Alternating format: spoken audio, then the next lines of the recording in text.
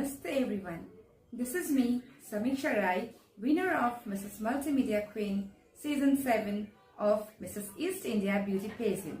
जुन चाहिँ सिलिगुडीमा every year हुँदै आइरहेको छ. So Season 8 को पनि registration चाहिँ open भइसकेको छ. So hurry up beautiful ladies out there. The crown is waiting for you all.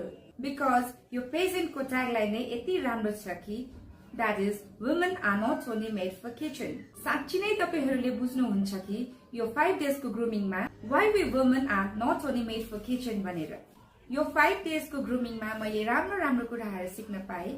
So आउनुहोस् किचन देखि बाहिर र आफ्नो ट्यालेन्ट हरु देखाउनुहोस्. Because यो चाहिँ एकदमै पावरफुल इभेन्ट हो. धेरै राम्रो शो हो जुन मैले एक्सपीरियन्स गरेर आइसकेको छु. यो पेजेन्ट मा चाहिँ फ्यासन एन्ड मोडलिङ मात्र नभएर अरु पनि धेरै कुराहरु सिक्न पाए. धेरै अगाडि बढ्ने मौका पनि पाए. हजुरहरु पनि बोर्ड मेम्बर्सहरुसँग आफ्नो कुराहरु ढुक्कसँग राख्न सक्नुहुनेछ. अनि हाम्रो सीईओ म्याम अनुदास उहाँसँग त झन् ढुक्कसँगले आफ्नो सुख दुःख सबै शेयर गर्न सक्नुहुनेछ. एकदमै डाउन टु अर्थ, धेरै राम्रो सपोर्टिभ, केयरिङ हुनुहुन्छ. हजुरहरुले राम्रो रिलेसन बिल्ड गर्न सक्नुहुन्छ म्यामसँग.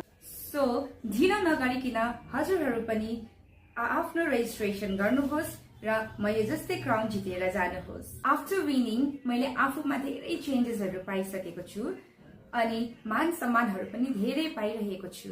एन्ड मोस्ट इम्पोर्टेन्ट मैले मेरो आफ्नो कन्फिडेन्स लेभल चाहिँ एकदमै हाई पाएको छु. Thank you.